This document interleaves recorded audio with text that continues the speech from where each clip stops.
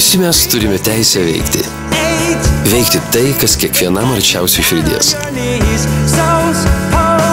Po darbų visi mes turime pailsėti.